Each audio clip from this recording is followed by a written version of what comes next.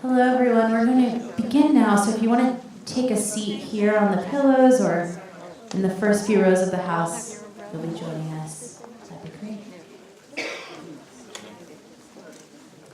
My name is Sammy Canold, and I'm the Associate Director of In the Body of the World.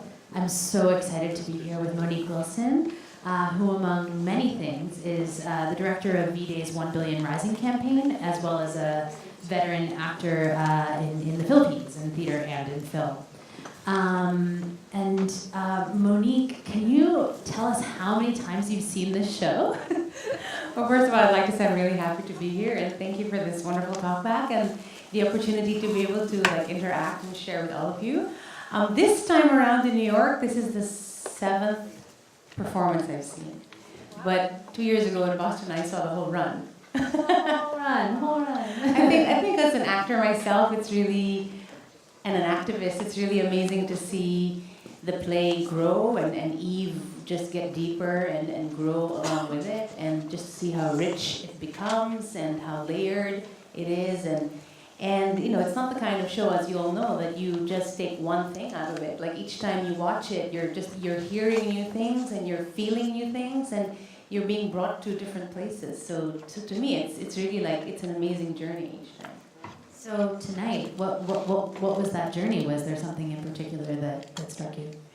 You know, tonight what struck me is really that, you know, on Feb 14th is our V20. It's the 20th anniversary of Vagina Monologues, and it's also our 1 Billion Rising Day. And we have 200 countries around the world going to do huge risings to end violence against women on Feb 14th. So tonight I was really looking at Eve and I was thinking, wow, this is such an incredible rising. You know, she's rising and ascending really kind of in front of us.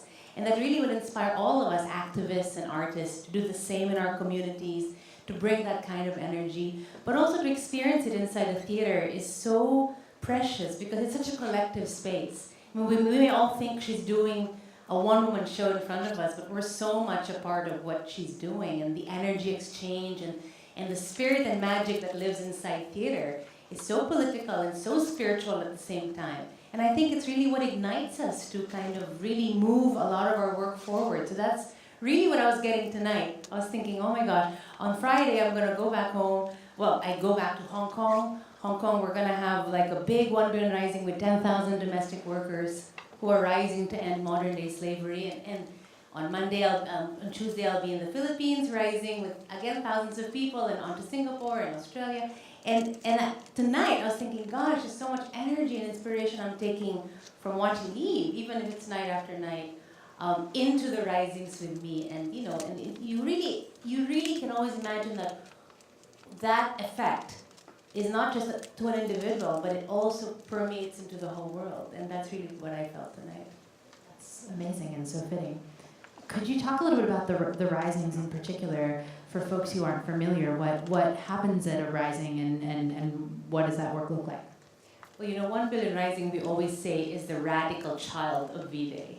You know, 20 years ago, V-Day was born from the Vagina Monologues, a movement to end violence against women and girls. And then about 7 years ago, Eve, you know, as she was watching the women of Congo dance up a hill and a mountain, you know, through all their challenges and adversities, just able to survive, and just the spirit is so unbreakable, even if their bodies were being, violated.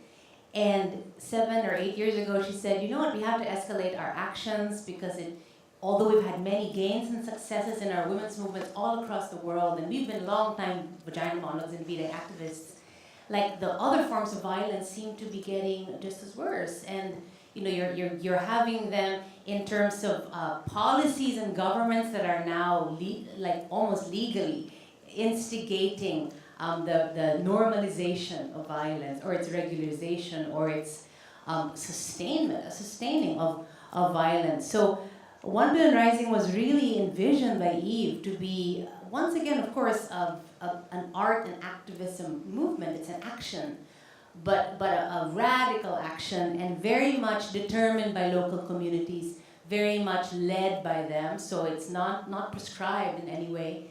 All the thousands of groups around the world and the 200 countries who are rising create their own rising events. So this can be in the form of a concert, it can be in the form of theater, it can be in the form of protests on the street, marches, rallies, which a lot of them are. But the core of it is dance, because dance, well, you all dance so amazingly tonight, but really dance in the One Billion Rising movement is a very core moving element of it, because, dance in a way allows us to reclaim the spaces that have been taken away from us, allows us to be in collective energy with each other, and also reclaim our bodies, because when women are violated, it's their bodies that become cages. And so really what we have to empower is that reclamation back. Our bodies are ours. And that's a huge, huge thing. And to do it by yourself is sometimes very difficult, but if you're doing it in a massive space with people witnessing you and dancing with you, then it becomes a hugely radical and empowering action. So we're going to have thousands of flash mobs on Feb 14th in 200 countries, and this continues until March 8th, which is International Women's Day. And today I was just talking to the organizers in Armenia, and Macedonia, and in India, in Bangladesh, everywhere. And when you do a rising, obviously, of course, everyone is rising to end violence against women and girls. But basically what that looks like in each country is very particular. So some countries in Europe, for example, they're rising for the rights of refugee women. In many, many countries around the world, they're rising against sex trafficking, labor export. In many countries as well, they're rising for, against displacement of people and what that does to women. They're rising against economic violence because, the whole neoliberal capitalist system now is just making communities so poor that on one level, the poverty is really also causing a lot more violence to women and girls. So every country has its own unique rising, determined by them locally and very much led by the grassroots communities, the most marginalized, the most exploited communities in the world. But what really is so amazing about it is that we all know that there's a bigger global movement that ties us all together, which is, of course, is 1 Billion Rising. And I think that's why this year our theme is 1 Billion Rising Solidarity. It's still 1 Billion Rising Revolution, because what we really want is a radical shift in consciousness so we can change things for women, because Band-Aid solutions right now are no good anymore. They're not really going to serve ending violence against women actions, and we really have to change consciousness. That's why theater is really important as well, because we're all sitting here and thinking, if anything on this stage provokes us to think, that's already a huge shift in how we view things, and we're all participants in that. But at the same time, we also have to do it collectively, as a globe, as a global nation, as a global force, because I think all the issues are now interconnected, so intersectional now. So 1 Billion Rising is definitely intersectional. We have youth rising, we have workers rising initiatives, we have men rising, because of course we need men in our movement, because women cannot just do all the work by themselves. So we have amazing risings around the world that are led by men and young men and boys. And we also have rising for climate justice and Mother Earth, because we all know that we cannot separate that issue as well. So this is a huge movement that's happening, and it's really we're on our 6th year. And solidarity, because we need to really see each other's struggles, and we need to be inside each other's struggles and not feel that struggle, because it's not mine, I won't have anything to do with it. And, we're all faced now with fascist, despotic presidents. I speak for myself too. We have President Duterte, who's like a bloodthirsty killer, and he says the most misogynistic things, same as Trump. And we in the women's movement, in the 1 Billion Rising, we cannot just let that happen. But of course now, with people rising everywhere, there's also a crackdown on that, because you also realize that when people are changing the status quo or going against systems that you want to change, then of course there's huge risks for that as well. So I was just telling somebody yesterday that, these days, some people in 1 Billion Rising, in the first year, they were like, well, how do we dance? And how many times do we dance? And why dance? These years, they're like, how do we do a rising and not get arrested? How do we do our flash mob and be able to run away from the police? How do we not get water cannoned by the police as we're dancing? But still they rise, because I think people's spirits are really unbreakable, and they're really strong. And you can imagine doing that together, not just as a country, but as a globe. I still believe that one day we will be able to end this violence, because we have no time and luxury now to give up hope on that. It's extraordinary work. It's so amazing. I'm wondering if you could zoom out a little bit on that work and talk about how you became involved with V-Day and with Eve and how you first met. Well, I've been an actress for a long time, since I was a child in the Philippines. When I was 18, I had a great, privilege of doing the lead role in Miss Saigon in London. So I was a long-time musical theater actress and, growing up in the theater. And then my dream really was to put up a theater company in the Philippines that could really incite and inspire and provoke people to change and really do societal transformations. And I found that as a young person in my 20s, and I did Miss Saigon when I was 19 to 22 years old, and at 23 I put up my own theater company in the Philippines, and I thought, I can't find place that were fitting into my vision of changing things, until of course I found the Vagina Monologues. So at 28 I produced it in the Philippines, Hong Kong, Singapore, Japan, with migrant communities all around these places. And in the Philippines in 1999 and 2000, the Catholic Church was totally going to excommunicate us. We were getting death threats. It was very difficult to do Vagina Monologues. The media would not allow us to say the word, but in true, V-Day radical warrior style, we just defied everything. The TV stations would tell me, don't say the word vagina, you can say V monologue. I'm like, okay. But when the cameras were on, we're like, watch the vagina monologue. And they would just cut it, but it's too late. The whole nation had heard it, So we've been doing that for 17, 18 years now. So it's really a huge, so I met Eve that way because she gave us the rights to do it, sight unseen. We didn't really know each other. Maybe a few months after doing the play, then we finally met here in New York in the Madison Square Garden V-Day. And because of Eve, I've really got connected to so many V-Day activists around the world for almost 20 years now. And women who become my sisters and really, my closest friends. And, even before 1 Billion Rising and the global solidarity movements, she already cultivated that amongst all of us who first began to produce Vagina Monologues. We really had a global network who helped each other, guided each other, supported each other, because there's so many challenges along the way in this kind of work. And she was always our mother. She was like our mother who just believed in us and really gave us the wings to fly and really inspired us along the way. And so when she said, let's do 1 Billion Rising 7 years ago, we're like, okay, great. Of course, naturally she went to the V-Day organizers to do it first, and now it's really spread far, far, far beyond. And I remember her telling me, we're gonna get a billion people to rise. And I'm like, okay, we believe it. Like we totally like saw it. We saw the vision. We saw like, okay, it's a billion people because the statistic. Then, I'm sure now it's even a little bit worse. Is that 1 in every 3 women will be raped or beaten in her lifetime. That was the UN statistic 7 years ago. And I would wager that that's women who report. Like we're not even hearing from the ones who don't even speak up. So her vision really with 1 Billion Rising was that, if that many people came together and demanded an end to violence and also prioritized that issue, then there really would be radical changes in the world. And in the first year in 2013, we didn't know how people would respond to the call of 1 Billion Rising. And we were just as astounded when all these thousands of groups in 200 countries, and even then, each year Eve said, maybe this will be 1 year or 2 years. And we're now in our 6th year, and people are still rising. And I think now they're demanding that they're not going to stop rising until they really get justice and freedom and dignity for all women. So that's really born in our lens from the Vagina Monologues, from Eve, and from the V-Day movement, which has now escalated into 1 Billion Rising. So tremendous. I want to take a moment for your questions. If you can say your question loudly, and then I'll just repeat it on the mic so that everybody can hear it.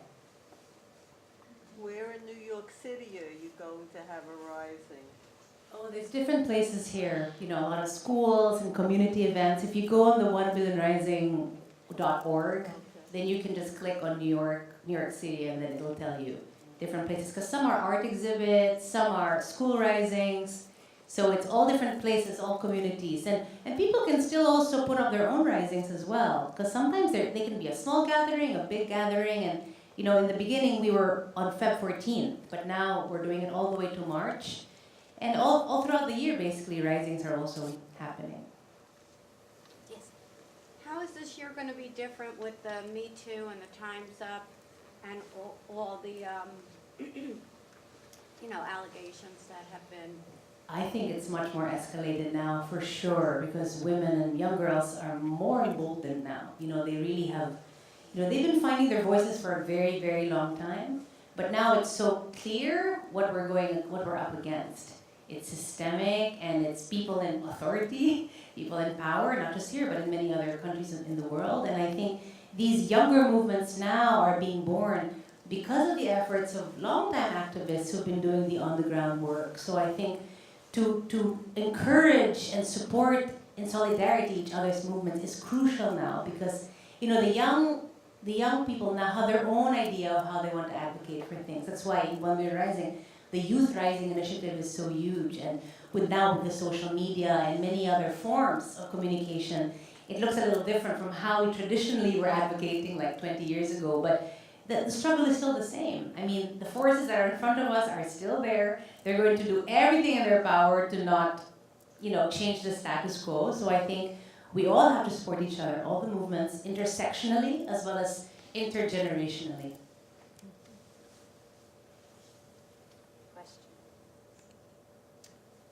How many countries in total do you have?